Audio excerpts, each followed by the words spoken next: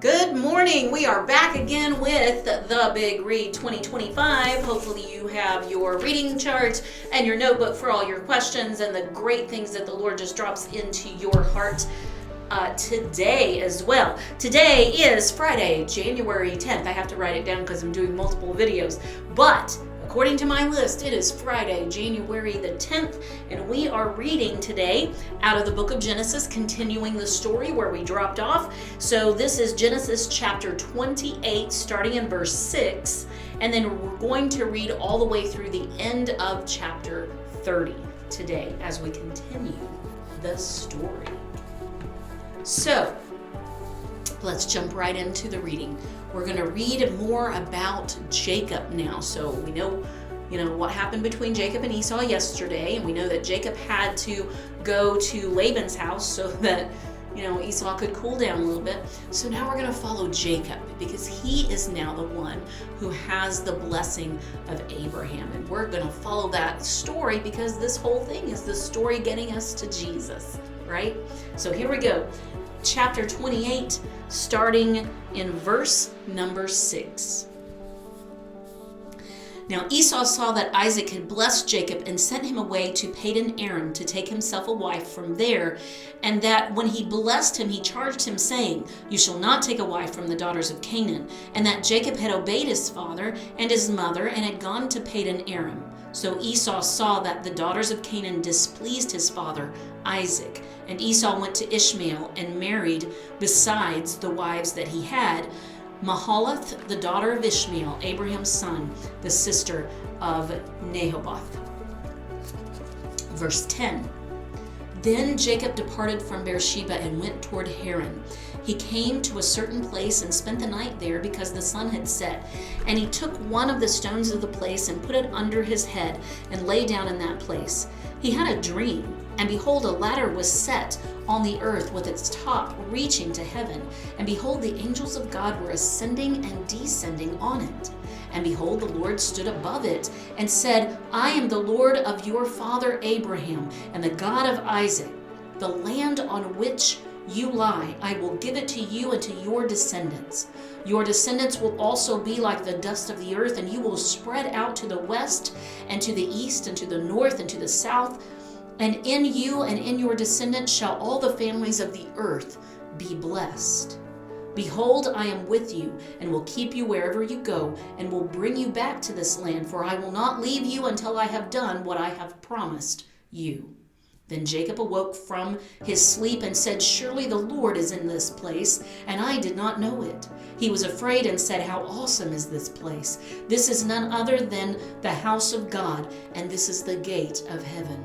So Jacob rose early in the morning and took stones that he had put under his head and set it up as a pillar and poured oil on its top. He called the name of that place Bethel. However, previously the name of the city had been Luz. Then Jacob made a vow, saying, "If God will be with me and will keep me on this journey that I take, and will give me food to eat and garments to wear, and I return to my father's house in safety, then the Lord will be my God. This stone which I have set up as a pillar will be God's house, and of all that you give me, I will surely give a tenth to you." Chapter 29. Then Jacob went on his journey and came to the land of the sons of the east.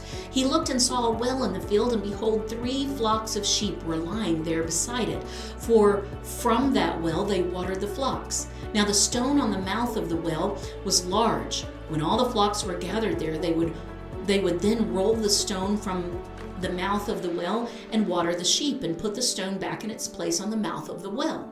Jacob said to them, "My brothers, where are you from?" And they said, "We are from Haran." He said to them, "Do you know Laban, the son of Nahor?" And they said, "We know him." And he said to them, "Is it well with him?" And they said, "It is well, and here is Rachel his daughter coming with the sheep." He said, "Behold, it is still high day. It is not time for the livestock to be gathered. Water the sheep and go pasture them." But they said, "We cannot until all the flocks are gathered." And they roll the stone away from the mouth of the well. Then we water the sheep. While he was still speaking with them, Rachel came with her father's sheep, for she was a shepherdess. When Jacob saw Rachel, the daughter of Laban, his mother's brother, and the sheep of Laban, his mother's brother, Jacob went up and rolled the stone from the mouth of the well and watered the flock of Laban, his mother's brother. Then Jacob kissed Rachel and lifted his voice and wept. Jacob told Rachel that he was a relative of her father and that he was Rebekah's son, and she ran and told her father. So when Laban heard the news of Jacob, his sister's son, he ran to meet him and embraced him and kissed him and brought him to his house. Then he related to Laban all these things. Laban said to him, "Surely you are my bone and my flesh." And he stayed with him a month. Then Laban said to Jacob, "Because you are my relative, should you therefore serve me for nothing? Tell me, what shall your wages be?" Now Laban had 2 daughters. The name of the older was Leah, and the name of the younger was Rachel. And Leah's eyes were weak, but Rachel was beautiful of form and face. Now Jacob loved Rachel, so he said, "I will serve you 7 years for your younger daughter Rachel." Laban said, "It is better that I give her to you than to give her to another man. Stay with me." So Jacob served 7 years for Rachel, and they seemed to him but a few days because of his love for her. Then Jacob said to Laban, "Give me my wife, for my time is completed, that I may go in to her." Laban gathered all the men of the place and made a feast. Now in the evening, he took his daughter Leah and brought her to him, and Jacob went in to her. Laban also gave his maid Zilpah to his daughter Leah as a maid. So it came about in the morning that, behold, it was Leah. And he said to Leah, "What is this you have done to me? Was it not for Rachel that I served with you? Why then have you deceived me?" But Laban said, "It is not the practice in our place to marry off the younger before the firstborn. Complete the week of this one, and we will give you the other also for the service which you shall serve with me for another 7 years."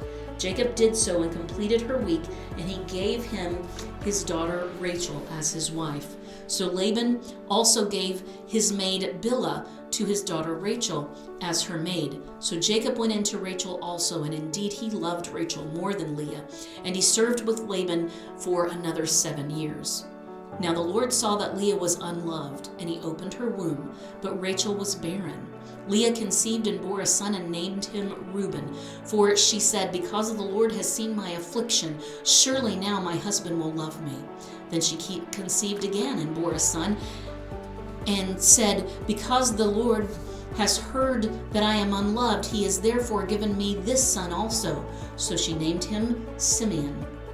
She conceived again and bore a son and said, "Now this time my husband will become attached to me, because I have borne him 3 sons. Therefore he was named Levi. And she conceived again and bore a son and said, "This time I will praise the Lord." Therefore she named him Judah. Then she stopped bearing. Chapter 30. Now, when Rachel saw that she bore Jacob no children, she became jealous of her sister, and she said to Jacob, "Give me children, or else I die." Then Jacob's anger burned against Rachel, and he said, "Am I in the place of God, who has withheld from you the fruit of the womb?" She said, "Here is my maid Bilhah. Go in to her, that she may bear on my knees, that through her I may too have children." So she gave him her maid Bilhah as a wife, and Jacob went in to her. Bilhah conceived and bore Jacob a son. Then Rachel said, "God has vindicated me, and has indeed heard my voice, and has given me a son." Therefore she named him Dan. Rachel's maid Bilhah conceived again and bore Jacob a second son. So Rachel said, "With mighty wrestlings I have wrestled with my sister, and I have indeed prevailed." And she named him Naphtali. When Leah saw that she had stopped bearing, she took her maid Zilpah and gave her to Jacob as a wife. Leah's maid Zilpah bore Jacob a son. Then Leah said, "How fortunate!" So she named him Gad. Leah's maid Zilpah bore Jacob a second son. Then Leah said, "Happy am I, for women will call me happy." So she named him Asher. Now in the days of wheat harvest, Reuben went and found mandrakes in the field and brought them to his mother Leah. Then Rachel said to Leah, "Please give me some of your son's mandrakes." But she said to her, "Is it a small matter for you to take my husband? And would you take my son's mandrakes also?" So Rachel said, "Therefore he may lie with you tonight in return for your son's mandrakes." When Jacob came in from the field to the evening, then Leah went out to meet him and said, "You must come in to me, for I have surely hired you with my son's mandrakes." So he lay with her that night. God gave heed to Leah, and she conceived and bore Jacob a fifth son. Then Leah said, "God has given me my wages, because I gave my maid to my husband." So she named him Issachar. Leah conceived again and bore a sixth son to Jacob.